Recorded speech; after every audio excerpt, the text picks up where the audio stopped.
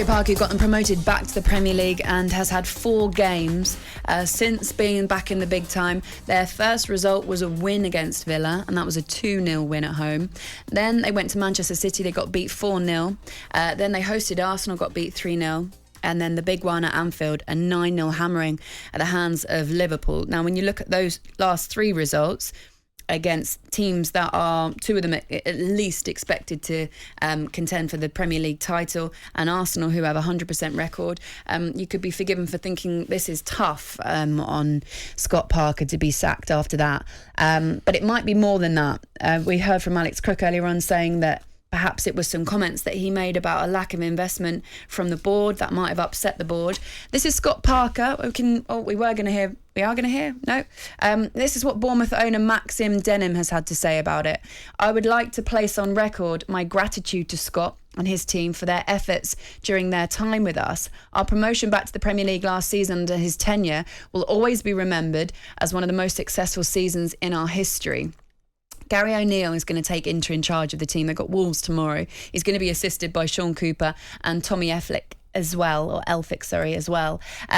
Let's get a little bit more in just a second, but I want to hear from you, Shay, because I know that you were a former teammate of him and you know him well, and you've got some strong opinions about this. Yeah, I'm a bit shocked, if I'm being honest. I know Alex come and he says he's not shocked, and then our own Ally McCoist has said he's not shocked either, but I must be the only person in the studio or maybe listening that is a bit shocked.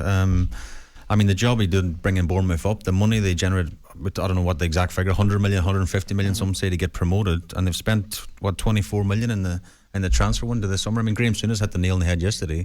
He's not been backed, and maybe the finances aren't there. I'm not saying Bournemouth go and outspend and put the club under pressure, but at least someone from the top say, we're in maybe like a Norwich situation. We ain't going to spend big money. If we stay up, then it's a mini miracle, really, whoever's in charge.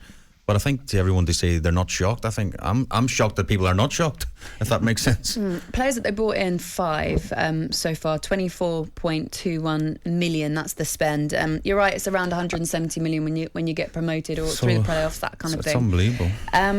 But also I think, you know, Scotty's the sort of person that wears his heart on his sleeve. Sometimes even after games he's emotional, and even when they got promoted, he's like, he tells us from the heart, you know, and I think it's refreshing sometimes to hear that, and I don't think he can hide behind, well, he's fallen out with the people above or whatever. He's just being honest. He's just trying to tell people his honest side of the stories, maybe sometimes too honest, but I actually think it's refreshing that a manager can wear his heart on his sleeve, and you can see he's very emotional after the Liverpool game, and rightly so. He was down, as was his players. Here are some of the comments that he made that might have got under their skin.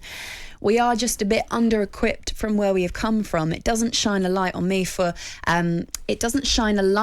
because from the summer, that is exactly how I see it. There are players in this team of huge quality, but the levels of what they have gone up to do, it is the first time they are experiencing this league. We are where we are. While I never thought we could come here and get beat 9-0, I expected this season would be a real challenge for us in certain moments and games. It's a young team at this level. Obviously, he said that was an incredibly hard moment for him, that 9-0 loss, and these comments come straight off the back of that. You're going to be more emotional, but perhaps more's happening behind the scenes between Scott Parker and the Bournemouth board that was causing a bit of this friction. Let's get more on this. Former Bournemouth manager Harry Redknapp joins us now. Good morning, Harry. Morning, Harry. Hello, good morning. Hi, guys. Hiya. Harry, just getting some initial reaction from people. How shocked are you about this news, or are you shocked? Yeah, no, I am very, very shocked. I didn't see it coming. Scott has come out in the press last few days or last few weeks and said that he doesn't really feel he's had the backing, or he needs, quite rightly so. I mean, they really are well short of being strong enough to survive this year. I think in the Premier League it's going to be a very difficult season, and I think he was looking to bring maybe another 2 or 3 players in to give him a chance of staying up, and he's come out and said it, and maybe the board are not happy with that. So I am very surprised. I mean, as you said, Laura, you look at the games, Aston Villa at home, they got a great result, and then they've played 3 of the best teams, Arsenal, Man City, Liverpool. Hang on, my alarm's going off. I've been up since 6 o'clock. Harry, turn that off and talk to us. I'm going to say to you, mate, I said earlier, Harry, I definitely don't think it's the results that's got him the sack. I really don't. I mean, had a good start, opened the game against Aston Villa, and then he's lost 3. With the greatest respect, he's lost 3 games that I would think half the nation expected him to lose. But looking at it, and he's quite right to make his opinions clear and let the supporters know, because he said on numerous occasions that he didn't think his squad was strong enough, and he wanted to give them a hand and a help by bringing players in. But it looks to me that his views of Bournemouth moving forward are not the same as the board or perhaps the owners, and this has been the problem. Yeah, it looks like they're not happy with the statements and the comments he's made, and obviously they're upset with it, and they've decided to make a change. But I certainly didn't see it coming 4 games into the season, Ali. Yeah. And you look, as you say, look at the fixtures. I mean, they were 3 games where you looked at them. I looked at the first 4 games. I thought if they get a point out there, even Villa at home, I thought tough start to the season. If they get I could see 1 point out the first 4. It was but they've ended up with 3 out of 4, which is not the worst start out of the games they've had. So, but yeah, obviously there's problems behind the scenes, and they've decided to make a change. Harry, how would you have dealt with the situation? Because you're obviously an experienced manager, you've dealt with chairman and owners for many a year. How do you think, as a bit of advice, Eddie Scotty, could he have dealt with it better, or? Yeah, I would have dealt. Back in the day, I'd have dealt with it like he did, I'm afraid, Shay, and I'd have got the sack as well. But I like his honesty. Like he's just been honest. I'd have come out and said, like, we ain't good enough unless we get some players in. We ain't going to stay in this league. Yeah. But when I saw him coming out them comments, I thought, Scotty, I'm now older and wiser, perhaps. I thought, this ain't the thing to say. Yeah. This is not the right thing. This ain't going to do you no good, because they don't forget. And if, you've got to be so careful with what you say now with directors. I mean, we don't see a lot of the owner anymore. The owner used to come every game, but we very rarely, I go every week, every home game, but you very rarely see him at the games now. Max, he doesn't seem to come so often, but obviously he's looking at the remarks and the comments Scott's made, and I would imagine they're not happy with him. Just to reiterate what Maxim Denim has said, this is the Bournemouth owner. He places on record his gratitude for everything that Scott has done and the success that they've had getting them back into the Premier League.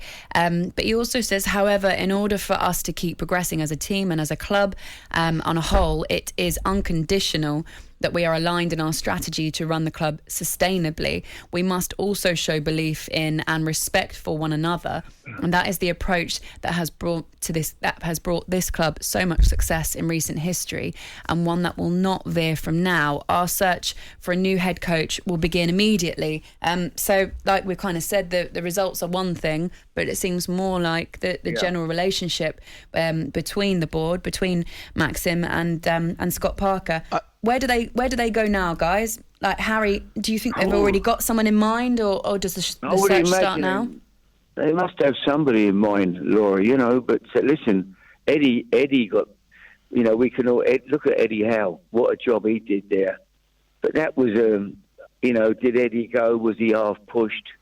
So, it's if Eddie can go after what he achieved at Bournemouth, then nothing surprises you. But there's obviously a breakdown in communication there between the two of them, and but where they go from here, I don't know. I'm sitting here now racking my brains before I came on. I think who's around that they could go for? Not Sean easy, Dyche?